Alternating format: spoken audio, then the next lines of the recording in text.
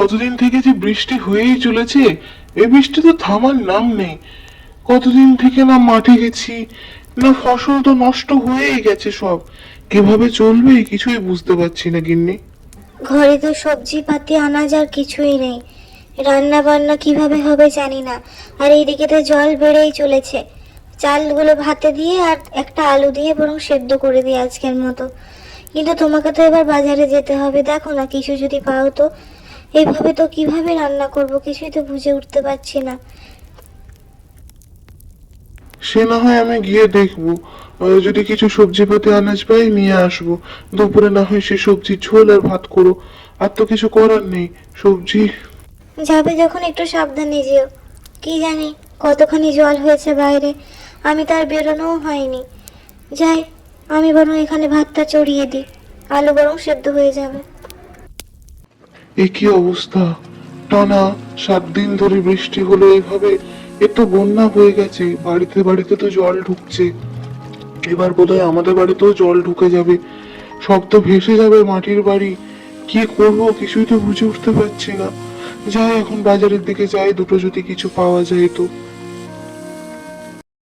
আসুন আসুন আমার দোকানে আসুন। রয়েছে সবজি পাতি আনাজ, রয়েছে ফল মূল। এখানে রয়েছে পেঁপে, কলা, কুমড়ো, তার সাথে রয়েছে আলু, বেগুন, রয়েছে শাক, রয়েছে বাঁধাকপি, রয়েছে ফুলকপি। তা কি চাই ভাই? সবজি পাতি কি দেবো বলো? ফুলকপি, বাঁধাকপি, আলু, বেগুন, কি দেবো? ফুলকপি নিয়ে যাও, বৃষ্টিতে খিচুড়ি করে খাবে। নাও নাও। হ্যাঁ হ্যাঁ হ্যাঁ, সবজি নিতেই তো এসেছি। তা বাঁধাকপি ফুলকপি দাম কত? হ্যাঁ, আসলে বৃষ্টির দিনে আমিও ভাবছিলাম একটু খিচুড়ি দিয়ে চালানো যায় আর কি। দেখো আগেই বলে দিচ্ছি, ফুলকপি একটা পিসেই রয়েছে 100 টাকা, আর বাঁধাকপি রয়েছে 90 টাকা। এবার দেখো, টাকা তো কম হবে না। তা তুমি নেবে নাও, না নেবে না নাও, 1 পয়সা কম হবে না, সবাই এই দামেই নিয়ে যাচ্ছে। এবার তোমার যদি অসুবিধা হয় তুমি দেখো অন্য দোকানে গিয়ে। কি বললেন? ফুলকপি 100 টাকা? তাও আবার এক পিসে? মাথা কথা খারাপ হয়ে গেছে নাকি? এই 100 টাকার আমি ফুলকপি বাড়িতে গিয়ে কি রান্না করব? তো এই সময় দিনে মানুষের পাশে দাঁড়ানোর কথা তোমাদের, আর তোমরা না হয় জিনিসপত্রের দাম আগুন ছোঁয়া করে দিচ্ছ তো। না না না, কোনোভাবেই সম্ভব না। আসলে কি বলুন তো, সকাল থেকে এমনি অনেক কাস্টমার এসেছে, দাম জিজ্ঞেস করছে আর চলে যাচ্ছে। তার জন্য একটু মানে আর কি রাগ হয়েছিল। আসলে আমাদেরও দোষ নেই। এখন সবজি বাইরে থেকে আনাতে হচ্ছে, আমাদের ফসল সমস্ত কিছু নষ্ট হয়ে গেছে। বাইরে থেকে আনাতে গেলে তো একটু দাম লাগবে। ঠিক আছে, আপনি বরং আগের দিকে দেখুন। না না, আপনি আপনার অসুবিধাটাও বুঝতে পারছি। কিন্তু কি বলুন তো, এই গরিব মানুষের না এই 100 টাকার ফুলকপি কিনে আর খিচুড়ি খাওয়া হবে না। আমি বরং সামনে গিয়ে দেখি যে কি করা যায়। খারাপ লাগছে, এইভাবে তো সকলের ফসল নষ্ট হয়ে গেল। আমিও তো এবছর আলু চাষ করেছিলাম, সমস্ত কিছুই নষ্ট হয়ে গেল। কিছু তো করার নেই। যাই গিয়ে দেখি বরং।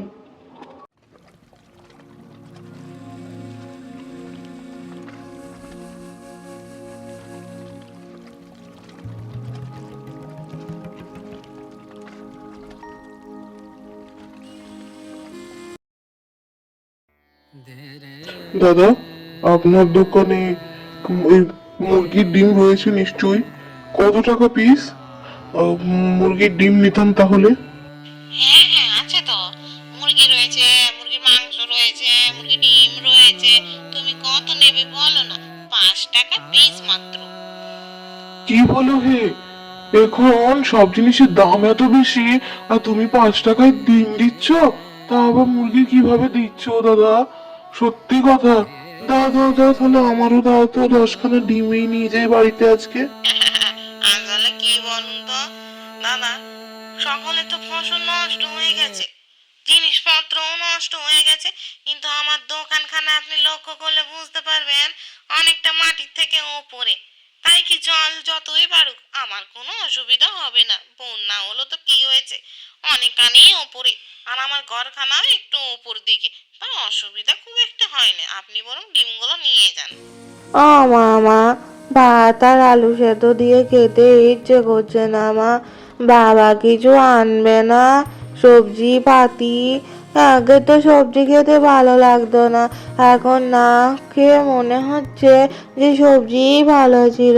কখন আসবে মা? বাবা বলো না কখন আসবে? আসবে রে বাবু, চলে আসবে বাবা তাড়াতাড়ি। বাবা তো বাজারে গেছে, বলেছে সবজি পাতি নিয়ে আসবে। কিন্তু আমি আশেপাশে শুনছি যা জল ঢুকেছে লোকের বাড়িতে, আমার তো অন্য চিন্তা হচ্ছে। আমাদের বাড়িতে জল ঢুকে গেলে জিনিসপত্র আনাজ যা আছে সব নষ্ট হয়ে যাবে রে বাবু।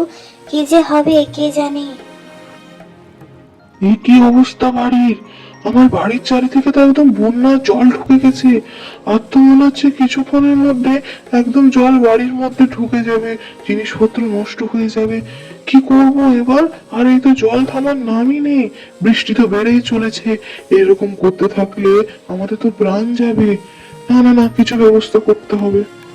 হ্যাঁ গো, বলে তুমি তো সবজি আনতে গেছিলে, ওই এক ঝুড়ি ডিম নিয়ে ফিরলে যে? তা তো সবজি পাতি পেলে না। ভেবেছিলাম তো একটু সবজি ঝোল করবো আজকে। থাক, আজকের মতো না হলে ভাত আলু সেদ্ধ করে নিয়েছি। ডিমগুলো না হয় অন্যদিন হবে, তবে সবজি পেলে না কিছু। এক ঝুড়ি ডিম নিয়ে এলে বাড়িতে, ডিম কি প্রত্যেক দিন খাবো? 100 টাকায় একখানা ফুলকপি, 90 টাকায় একখানা বাঁধাকপি দিয়ে আর সবজি খাওয়া হলো না গো এমনি। সকলের ফসল নষ্ট হয়ে গেছে তো, কিভাবে মানুষ কম দামে দেবে বলো না? কিন্তু জানো একটা কথা, আমি দেখলাম যে এক মুরগির দোকানে যেখান থেকে ডিম নিয়েছি, ওই কিন্তু 5 টাকায় ডিম দিল। ওর কোনো ক্ষয়ক্ষতি হচ্ছে না। বলো কি গো, এটাও সম্ভব নাকি? 5 টাকায় ডিম দিল, ওই জন্য তুমি এক ঝুড়ি এনেছো? বাহ, সে তো ভালো করেছো। তা বলে সবজির এত দাম! না না না, সেটা কোনোভাবে এখন কিনে খাওয়া সম্ভব নয়। কিন্তু জানো তো, ঘরে তো এবার জল ঢুকছে, কিভাবে কি করব? তুমি চিন্তা করো না গিন্নি, আমার মাথায় একখানা বুদ্ধি এসেছে। দেখলাম অনেকের বাড়িতেই জল ঢুকে যাচ্ছে, এবার জিনিসপত্র নষ্ট হচ্ছে। তবে কি বলতো, ওই মুরগির দোকানখানা জানো তো মাটি থেকে অনেকখানি উপরে রয়েছে, তাই ওরা জলও ঢুকছে না, কোনো জিনিসপত্র নষ্ট হচ্ছে না। আমার মাথায় একখানা ভালো জব্বর বুদ্ধি এসেছে, বুঝলে তো? বাড়িখানা তো আমরা তুলে নিয়ে যেতে পারবো না, আর উপরে উঠাতেও পারবো না। তুমি দেখো আমি কালকে কি করি। ও মা গো, গাছের উপরে কি এটা? আস্ত ঘর বানিয়ে ফেললে! খড়ের ছাউনি, মাটির ঘর কিভাবে করলে? তাহলে মানছো তো আমার মাথায় বুদ্ধি আছে? এই মাটির আমি ঘর উপরে বানালাম গাছের উপরে, তাতে আর জল ঢুকবে না। এখানে এবার আমরা রান্না বান্না থাকা খাওয়া করতে পারবো, বন্যাতে আর অসুবিধা হবে না। এ তো ভারী মজার, বাবু দেখলে ভীষণ খুশি হবে। বাহ বাহ বাহ, এখানেই বরং আমি রান্না বান্না জিনিসপত্র সমস্ত কিছু নিয়ে চলে যাব। আর এখানে ও বাবা বাবা, এই গাছের ওপরের ঘরটা কি ভালো লাগছে বাবা। বৃষ্টি জল ঢুকছে না, কিচ্ছু না। হ্যাঁ, আমার তো নিজেকে পাখি পাখি মনে হচ্ছে, গাছের ডালে রয়েছি। হ্যাঁ রে বাবু, আর কোনো চিন্তা নেই। বৃষ্টির জল ঢুকবে না, বন্যাতে অসুবিধা হবে না। এখানে একখানা বিছানা থাকলেও তোর পড়াশোনা করতেও অসুবিধা হবে না।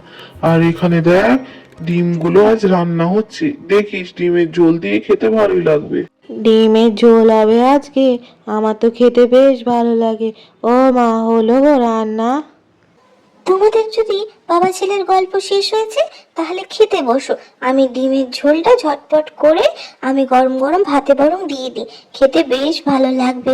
ডিমগুলো মনে হচ্ছে বেশ ভালো। যাও যাও যাও, এখানে তো ভাতটা আমি নামিয়ে দিয়েছি, এবার গরম গরম খালি খেতে বসলেই হবে। ও মা, কি ভালো খেতে হয়েছে গো। অনেক দিন পরে ডিম খেলাম মা। আমায় আরেকটা ডিম দিও তো, আমি ভাত মেখে খাবো। ভীষণ ভালো হয়েছে এই বৃষ্টিতে গাছের ওপরে ডিমের ঝোল আর ভাত।